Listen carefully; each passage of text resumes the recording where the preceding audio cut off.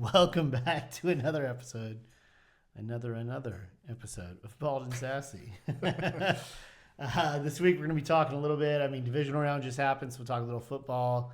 And then we got High Def coming up here in 2 weeks. So we're going to talk a little bit of preparation for High Def, what we're excited about as the last year with our guys. And it's going to be a lot more unscripted.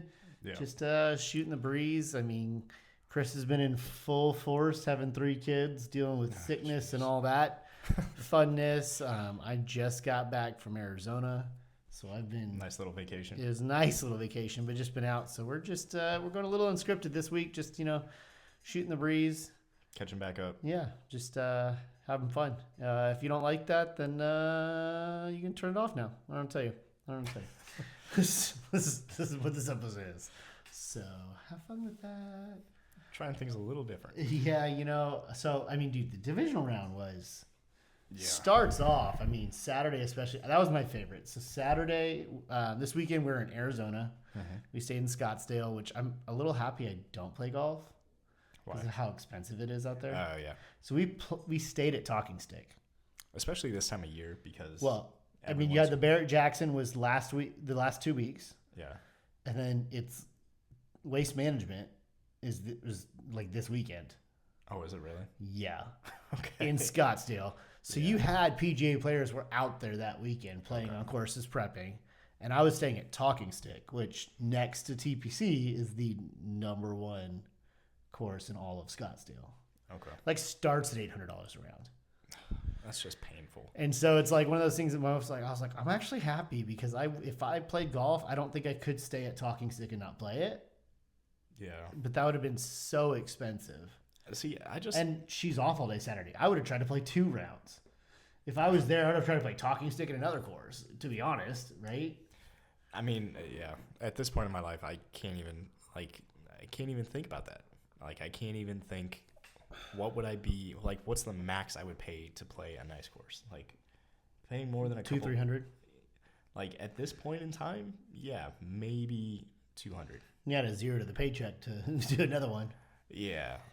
It's just, I don't know. It's hard for me to imagine what is the benefit of paying that extra amount of money. How much nicer is the course really than, what you can play for $100? Well, and I feel like you almost have to have a client to justify some of those things, right. Or have a membership at a nice course. My owner has a membership at TPC Craig Ranch, but he got it when they were a down year for 20% of the normal cost.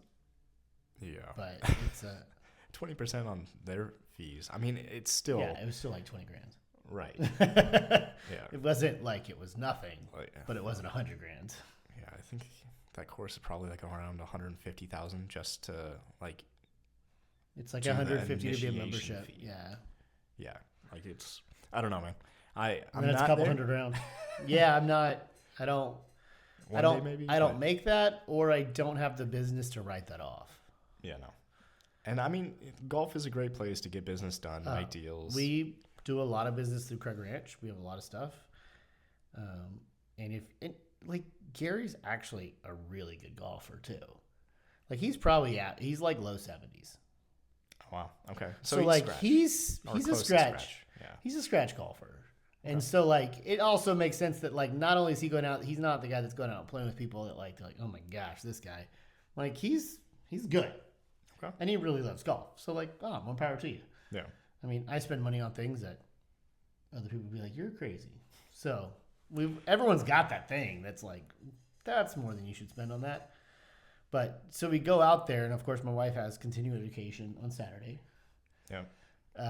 So she was like, I'm going to be busy all day Saturday. Are you going to be okay? I was like, yeah, I'll figure it out. Because it's divisional football. I literally posted up at a sports bar at 11 o'clock, did some work, and then got to watch Bills and Broncos. Which was a great game. On a patio in Scottsdale, Arizona. Yeah. It was awesome. Heading into the weekend, that's probably the game I was most excited about. Yeah. It was really good.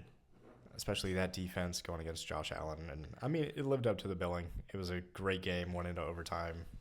Unfortunate to see the news come out for Bo Nix after the game. that he's out. Which is such a letdown that it's like, really, Josh Allen goes out, and I don't want to say the Broncos have no chance. Yeah. But, like, are we putting money on the Broncos with Stidham can beat the Seahawks, can beat Stafford and the Rams, can beat the Patriots? I'm sorry. You look at the 4 teams left, and you're like, that defense is good, but you still got to put up some points.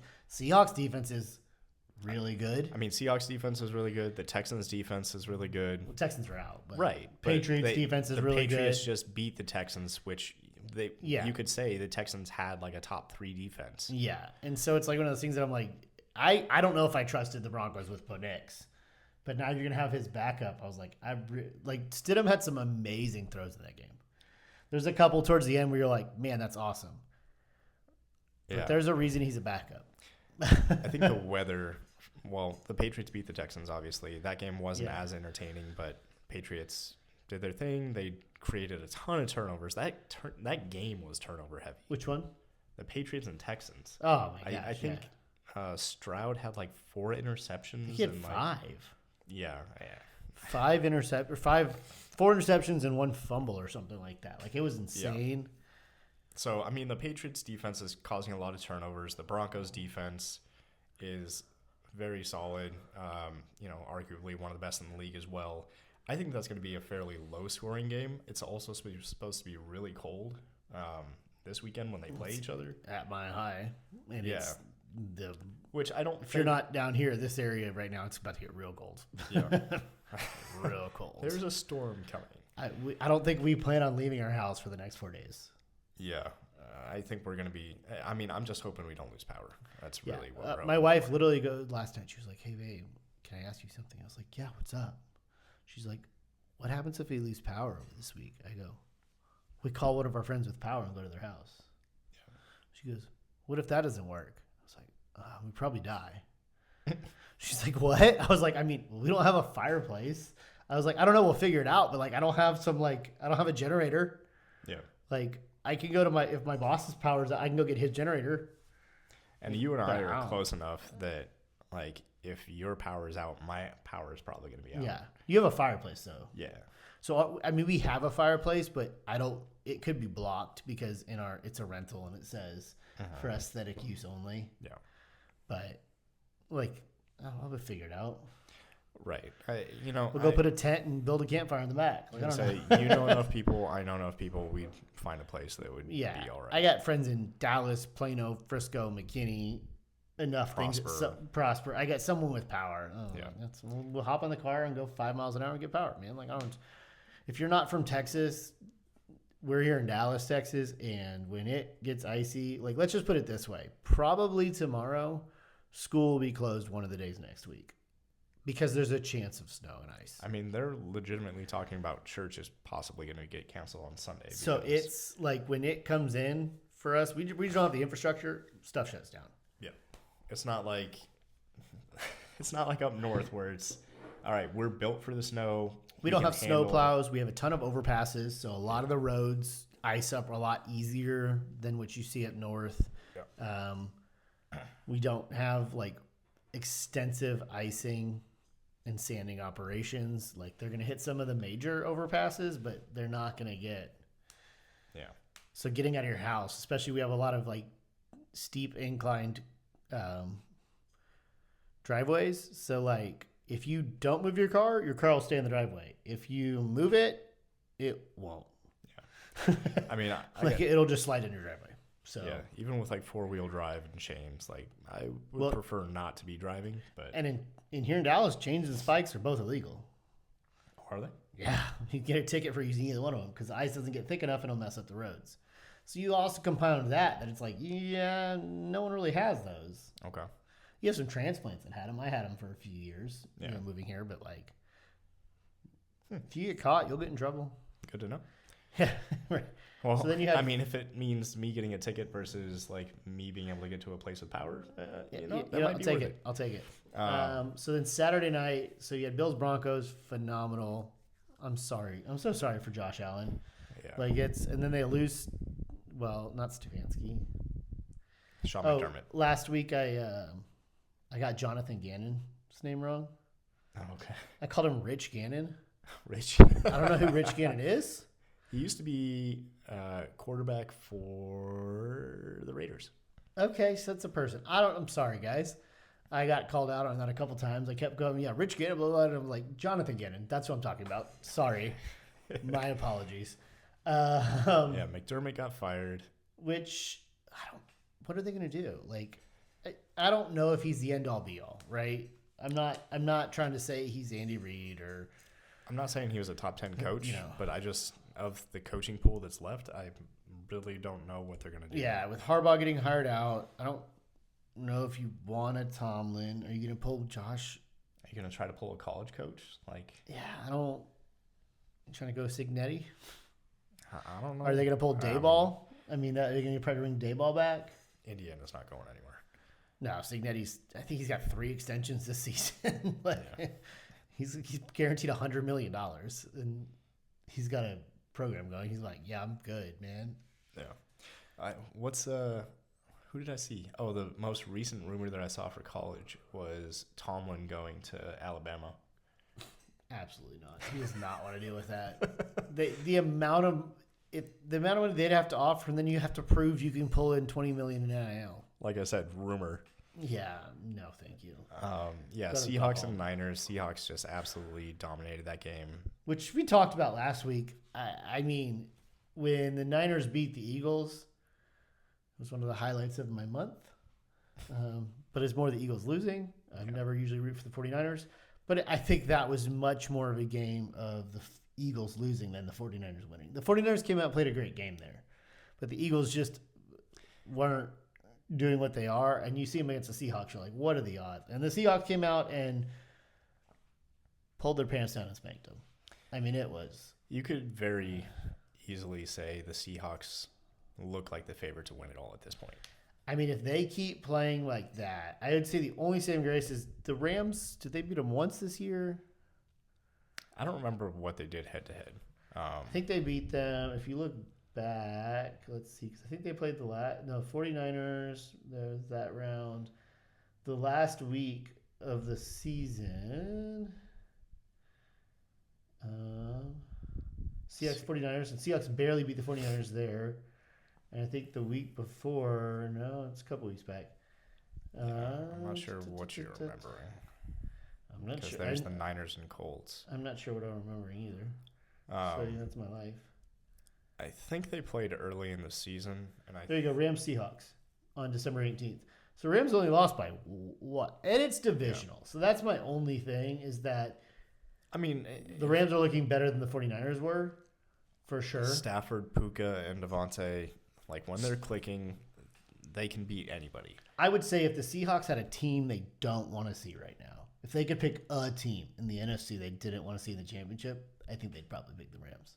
Yeah. Not that they think the Rams are going to beat them, but they just know them well. They're not scared of the Seahawks. I at this point, I think whoever wins this game is going to be the one that wins the title this year. Yeah, except Patriots, man, I don't know. I could see them. No, I just don't see it happening. I don't know if Drake May has the fortitude in him to beat a Stafford or to have but who knows? I don't know if I'd be surprised. Drake May is looking like one of the best quarterbacks this season, but his receiving core is not what the Seahawks receiving core is. It's not what the Rams receiving core is. Their defense has been playing great in the playoffs. I will give that to the Patriots, but I wouldn't say their defense is any better than the Seahawks. No, yeah. So if you're going to go defense, and you have to put up points, I was like, Patriots aren't putting up what the Seahawks will put up. No, and I would say they're not going to put up the points that the Rams will put up either. Yeah.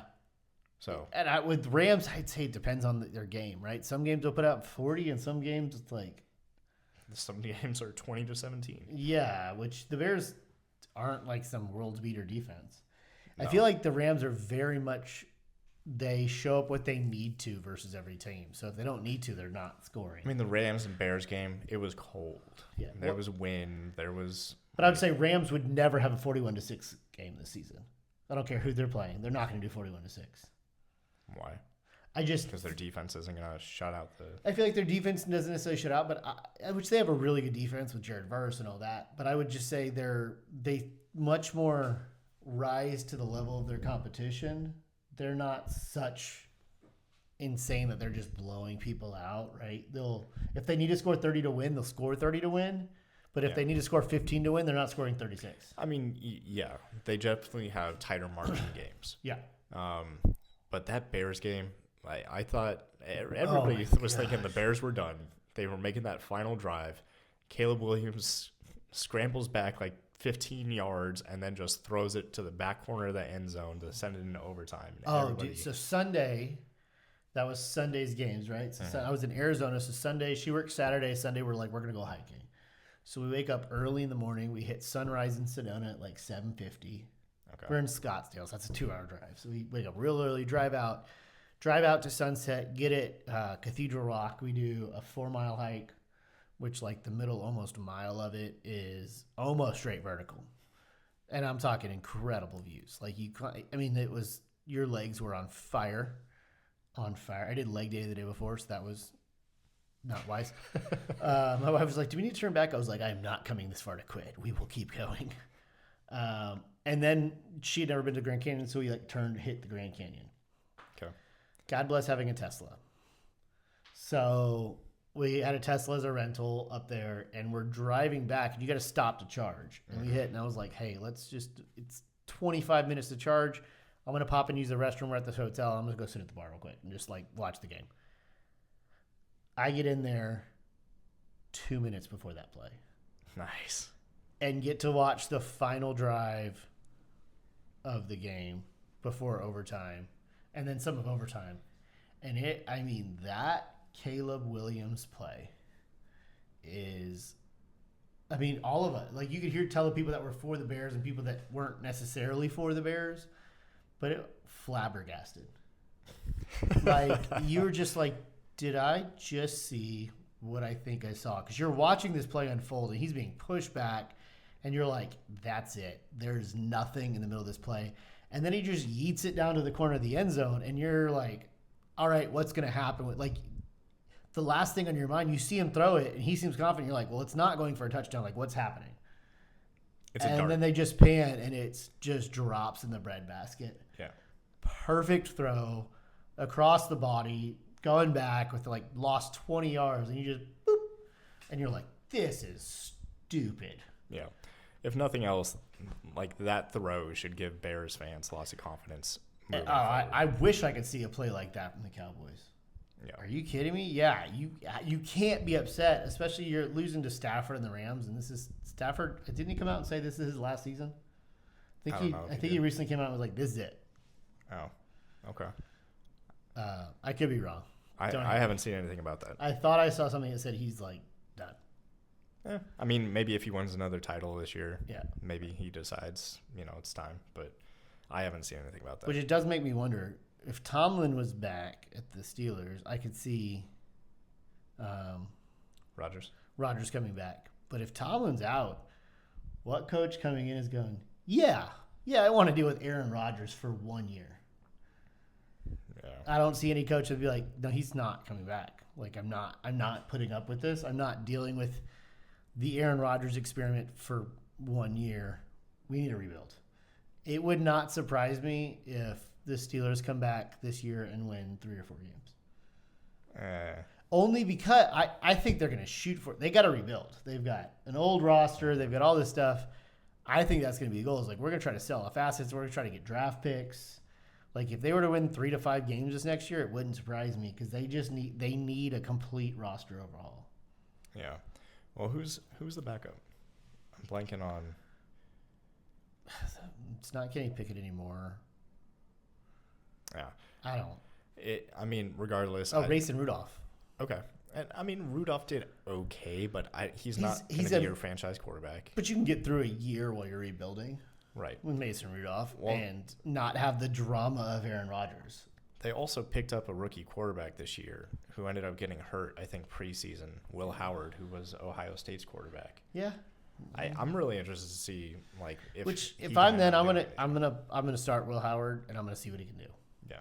Or the next year we're drafting someone because they're low enough now. They're not getting a quarterback this year because really you got Mendoza, and that's the only one you want to fight for. Yeah, this year's quarterback class is very top heavy. Wanting. One individual. Yeah. If you get Mendoza, you're kind of probably in a good shit. If you don't, let's pick someone other than a quarterback. Yeah. And then Texans Patriots, I think, started off pretty even. Yeah, that game just had so many turnovers. I think CJ Stroud had 5 turnovers in that game.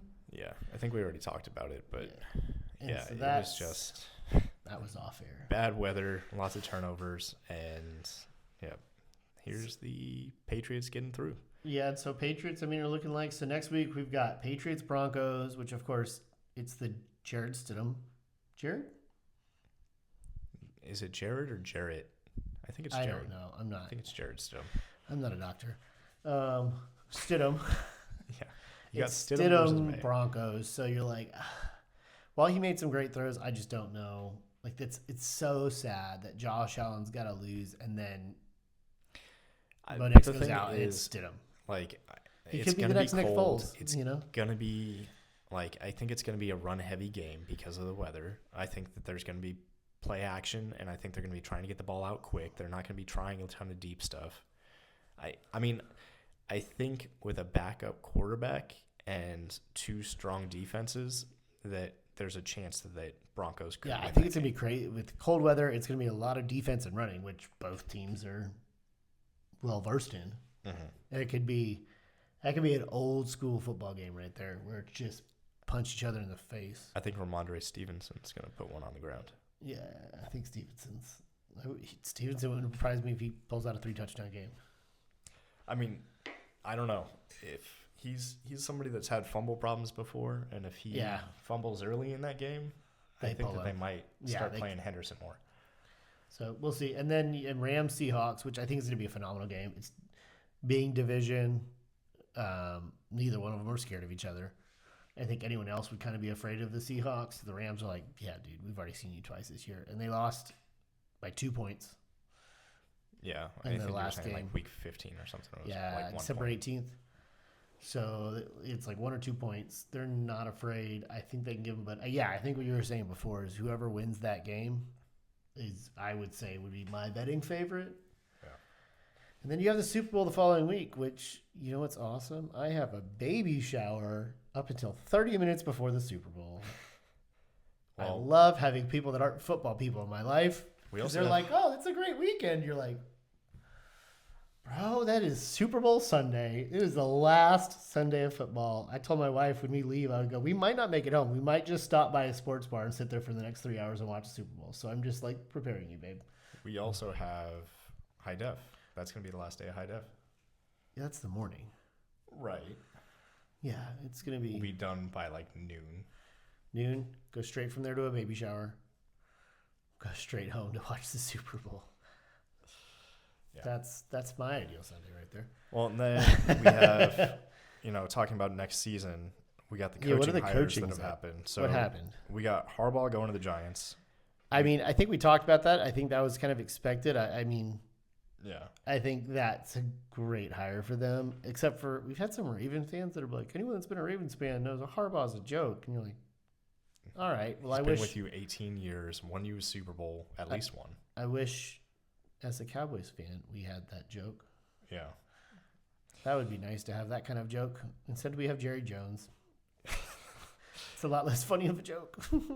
No, I think Harbaugh is going to be a great fit with the Giants. Yeah, I think John Morris does not want to be a meddling owner.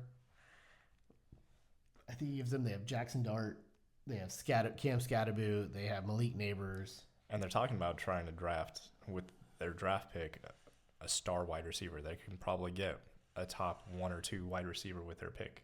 I'd book with Malik. I don't know if I'd get. I wouldn't. Right. I'm not saying I'm smarter than John Harbaugh. First round, I wouldn't. I'd go probably third round. Yeah, would be a wide receiver, and I'd go defense. Yeah, I don't think that's Harbaugh's style to go for a wide receiver with the first pick, or especially that high. You want to get a high left tackle, right tackle, defensive end. Well, I mean, especially with Nose Neighbors tackle. going out this year and being out for almost the entire season, there has been a lot of discussion that the wide receiver is just a big drop off after Neighbors. So having that second guy, Yeah. But I think you can get that guy in the 3rd and 4th round. I think you look every year and there's killers yeah, the 2nd, 3rd, and 4th round. So, that'll be interesting. Falcons, who'd they pick up? Falcons picked up Kevin Stefanski. I know you're not a big fan. I'm not he's liked. I think that the media loves him because he's some Ivy League guy. He's, not super football-y when he talks and stuff like that. And it's hard to judge someone who's been the head coach of the Browns because they are the soup sandwich of all franchises. That has won Coach of the Year with the Browns. Right. And then Coach of the Year means you look back at all the coaches of the year and a lot of them have been fired. You have Brian Daboll, you have Stephen Stefanski, you have a lot. Did Mike McDaniels win one? I don't remember. You just have a lot that you're like, it's usually just all that really means is you took over a hot garbage fire of a team and won like 8 or more points or 8 or more games. So that's awesome. But when's the last time you saw Andy Reid? How many did Bill Belichick have? You have all these top head coaches that are obviously the best of the best. They're not winning Coach of the Year. So really all it means is you took over a crap team and did decent. And so I don't know how much Stefanski played into the Mayfield's letting that go, all of that drama, the Deshaun Watson, the Shedeur Sanders, all of that. Okay. And so if he had any decent role, like that doesn't build a lot of confidence, but like while I would say the Falcons are a better organization than the Browns, you're not like, oh my gosh, I got this. Honestly, I think that puts them in a good spot to compete for the division next year. Like with Bijan, Drake London, they'll get Michael Penix back.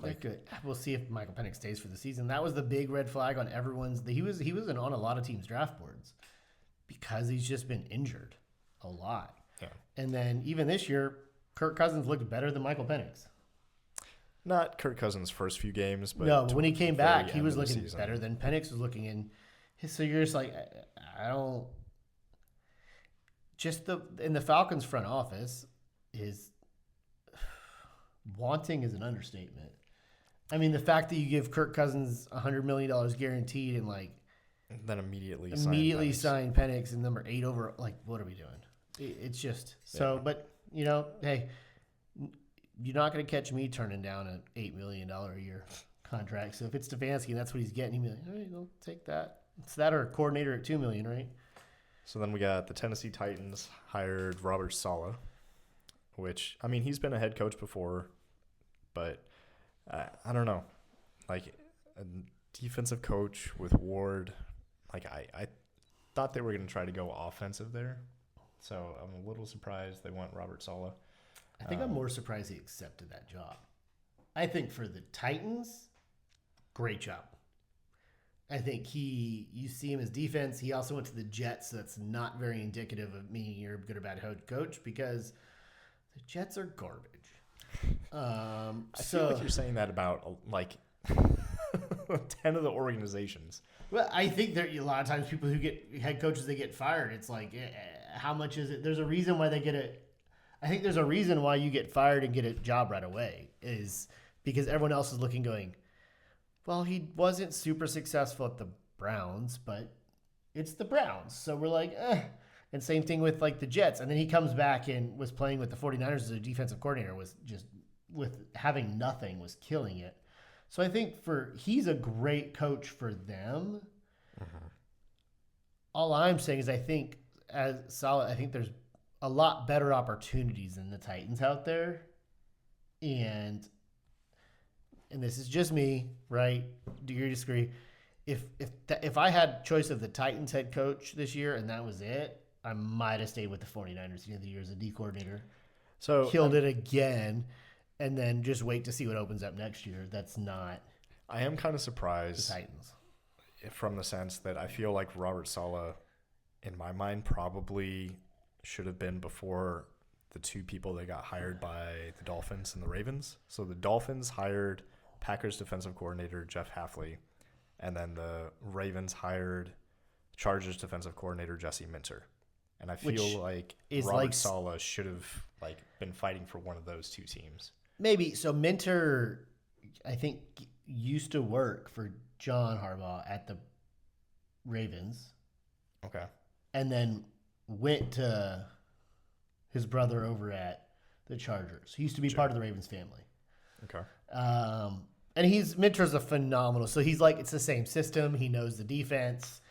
Minter, I believe, was their D coordinator a while ago. Was really good. But I just don't understand why are you getting rid of John Harbaugh to bring in somebody else that has been working under another Harbaugh and is gonna now. Because you have to make a change, but you're still comfortable with this. I'm not saying it's right, but that one makes sense to me. Okay. And Minter's been a big name that was this guy could be the next big thing. Hafley, well, I mean, his name's been being thrown around too. Would I want Titans or Dolphins? I might want the Titans job over the Dolphins job. I mean, at least with the Titans, you can say you're pretty sure you have your franchise quarterback. You're pretty sure, and he's on a rookie contract. So if you don't in 2 years, you can draft someone else. Yeah. Tua's getting paid. No. And then, I mean, this has been thrown around. I'm not the first person to say this, but you look at the Dolphins in their division, even with Dan Marino, they were not world beaters. I don't know if the Dolphins can do it because they're in such a cush environment that they have to go to Buffalo and Foxborough and play, and they're so warm they just can't hang in those cold things, those cold games in the playoffs, and it's such a distracting market that I just I don't know. They were talking to Harbaugh before he signed with the Giants. I just don't know if that's whereas Tennessee, while there's a lot to do in Nashville, it's not like Miami. You can easily get guys to focus and stuff like that. So I would say Titans. I might actually take that over the Dolphins. Miami. Yeah. But I mean, also let's not act like I wouldn't take any of these jobs in my career. I would happily take it.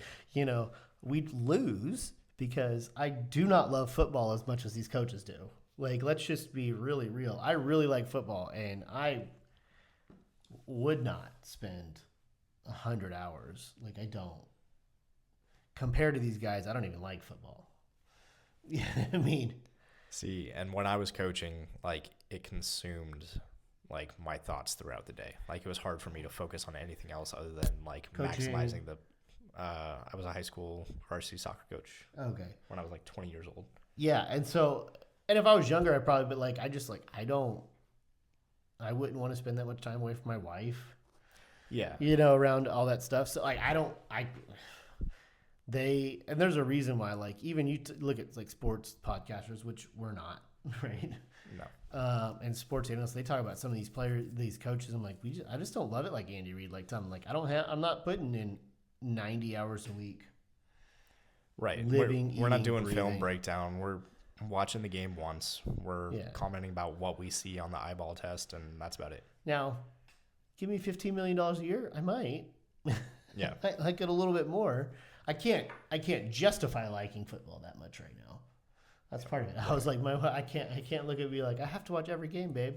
She's you have to spend time with me, and it's not what pays my bills. So that makes sense. And then Monday, the college football national Miami, championship. Indiana. That was a phenomenal game. Yeah, it was a great game to watch. Indiana pulled it out like we were expecting, but Miami made a game of it in the second half. Yeah, I mean, they came to play, and it was one of those that while Miami did not win, they shut everybody up like they shouldn't have been here. They're they were the only ones. They probably played Indiana the best of any game this entire season, including Ohio State. I mean, I don't really have an argument for that. Yeah. would have to look back at the schedule and try to remember each of their games. But, I mean, yeah, I feel like they probably played them tougher than anybody else. They had size, but in the first half, Indiana's offensive line was dominating. Yeah, it was like they did not care. I mean, because I think I read a stat that Miami's defensive line outweighed Indiana's offensive line by like 45 pounds a person. I think it was 53 pounds is what I heard the announcer say. 53 pounds a person. And I guess Indiana's O-line didn't get the memo. Yeah. Because they were like, you outweighed me by 100 pounds. I do not care. I mean, one, that tells you, like, those guys are talented. Two, those coaches must have coached the heck out of them to get that offensive line to work together that well. Yeah, it was truly a masterclass in, like, what teamwork looks like. Because we talked about it last week. Like, they're not the most talented team. If you were to take everything else out of it and just look at the Miami's roster versus Indiana's roster, more people are taking people off the Miami team than Indiana.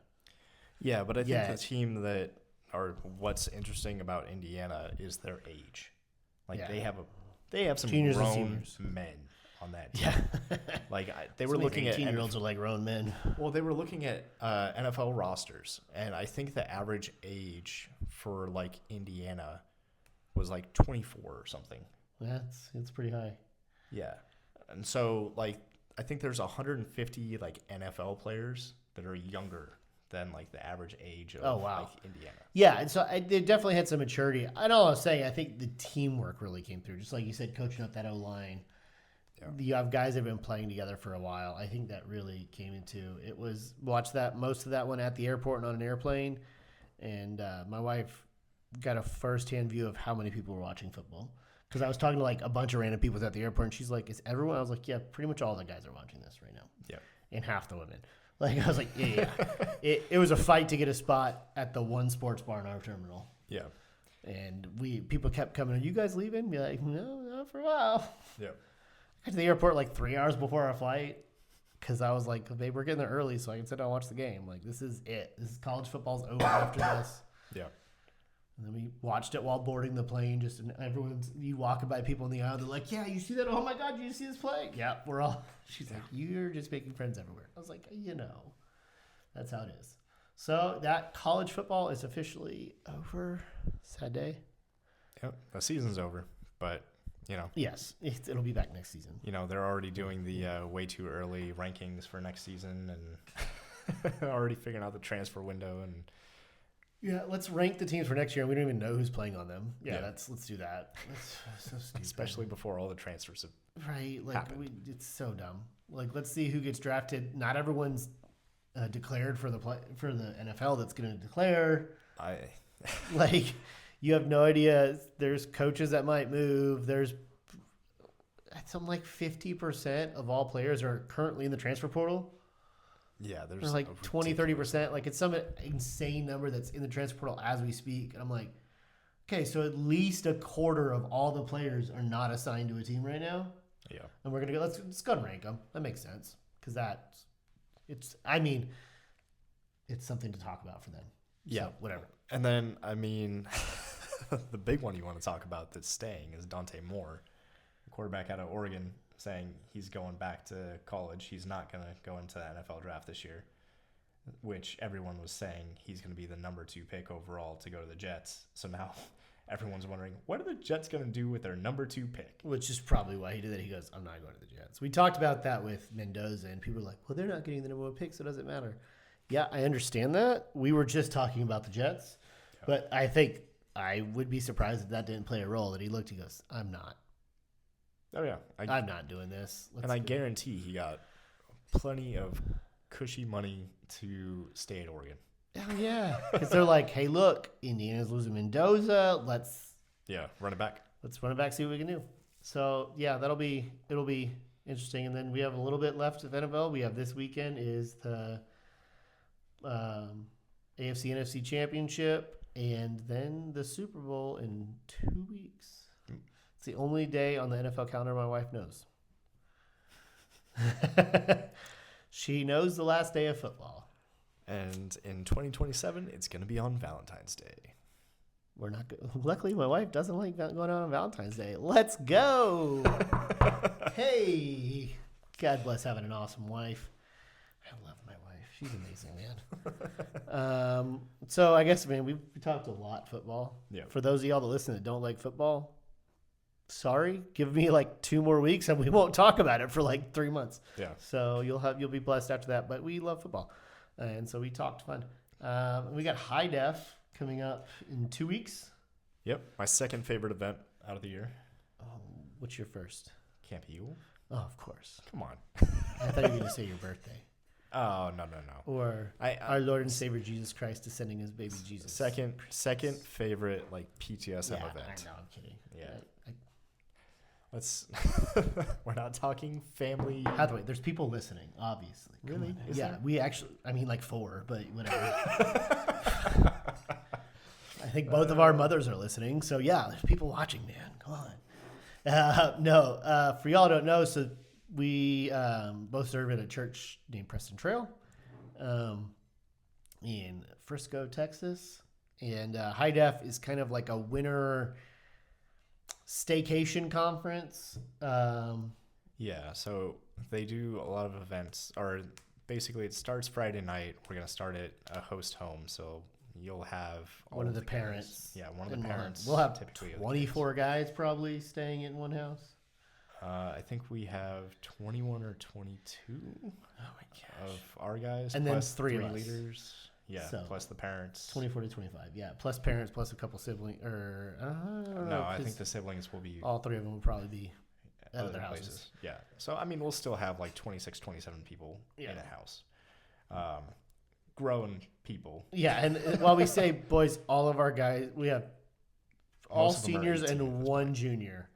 And while they might not be full adults, they are physically full adults. Yes. Most of them are larger than we are. Yep. That is. Side note, talking about larger, it's really funny. I didn't realize how much wider I am in the shoulders than you until I go edit. Okay. And putting the square around you takes a lot less expansion than it does around me. Just look in the camera. Well, I'm also like, I mean, if I were to sit back and like actually have Let's both sit back. correct posture, yes, I'm still, it's still like, I was like, oh gosh.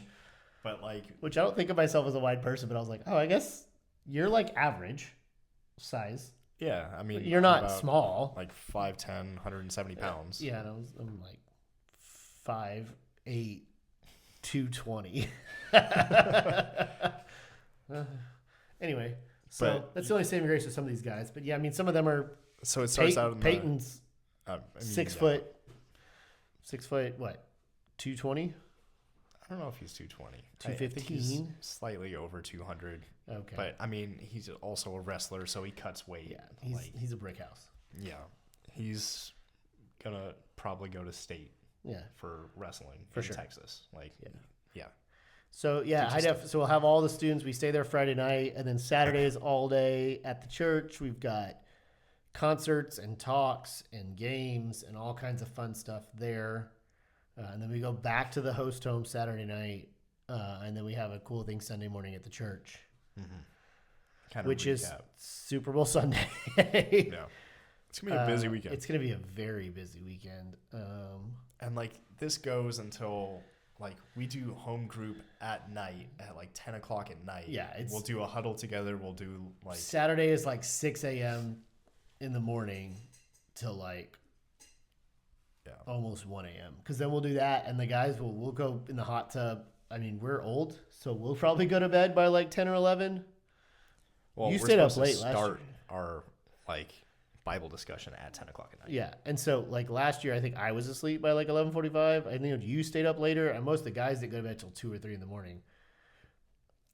All I ask, look at me right here, Mavericks fans, do not trade anyone. Cowboys, you too. Jesus. Do not trade. Last year, High Def is when the Luka trade happened. I think it was the Friday night. Or was it Friday or Saturday? It was don't- the Friday. It was the first or second night of High Def. Like right as all the kids are going to bed, Luka trade came through, and they stayed up till 4 in the morning ranting and raving about that. Yeah. So just hold off. Don't do it that weekend, please, please, please. Don't do that. Or if you're going to, just trade Luka back to the Mavericks. That'd be awesome. Ain't a snowball chance. It's not happening. But, so yeah, this is our last year with these guys. What are you most excited about for High Def this year? I mean, I think I'm just going to try to stay in the moment as much as possible, which, we try to do anyways. But yeah, trying to push these guys to just think about the future, think about, what they can get out of this that they're going to be able to carry into taking with them in college. Yeah. And kind of having real discussions of, what are you guys nervous about for this upcoming, change? What are some things that you felt like you accomplished in high school? And, do you think you would have changed anything? Do you think, just kind of having some different conversations with them, trying to open up their minds a little bit. Yeah. This is kind of where I want to focus. But what about you? Yeah, I think I'm looking at this kind of as like a launching pad for the end of the year, right? This is kind of at the beginning of the semester of their final semester in high school. So I guess my hopes and prayers for this is that God will do a work and stirring in them, that have some great conversation, but really, we're doing a series with them right now on running through Ephesians and what is good ways to prepare for the next season of life, whether that's college, whether that's job, just changing of that stuff. And I hope really some of that kind of sticks in for a lot of them. And this is an opportunity to really kind of be a launching pad to really finish their preparation season. Yeah. I'm just excited to kind of come along beside them. And more than everything we talked about at the beginning of the year, more than anything for both of us, we really want to be present this year. This is it. Yeah. We have High Def, we have Home Group, and then we have Camp Eagle. And then the level of influence we have in their lives is going to dramatically drop off. It's going to be almost entirely dependent on them.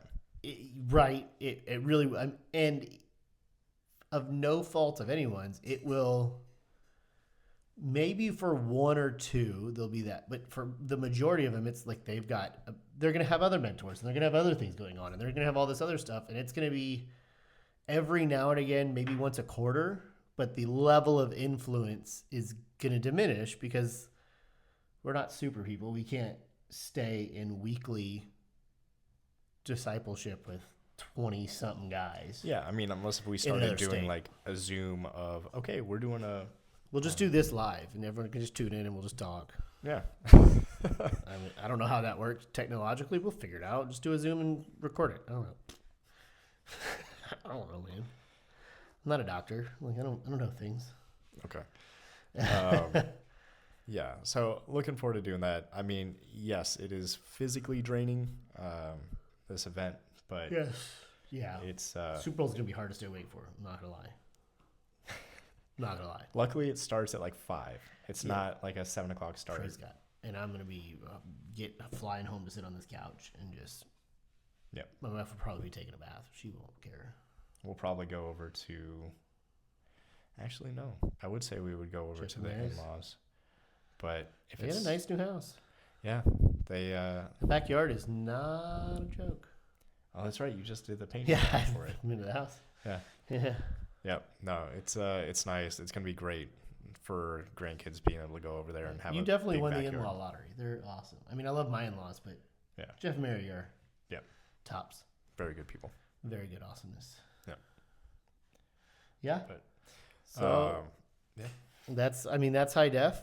I know normally we do like a full breakdown of something, but seeing as it's football and this was kind of, he's been out sick for a couple days. This is kind of last minute that we get through. It's not my normal night. I'm getting up at 3:00 in the morning tomorrow. So we just kind of wanted to talk a little football, talk a little High Def, and that's it for this week, guys. Yeah. All right, we'll catch y'all next week for a little more playoffs, and we'll dive back into week 3 of our series from the last 2 weeks. All right, peace. Bye, everyone.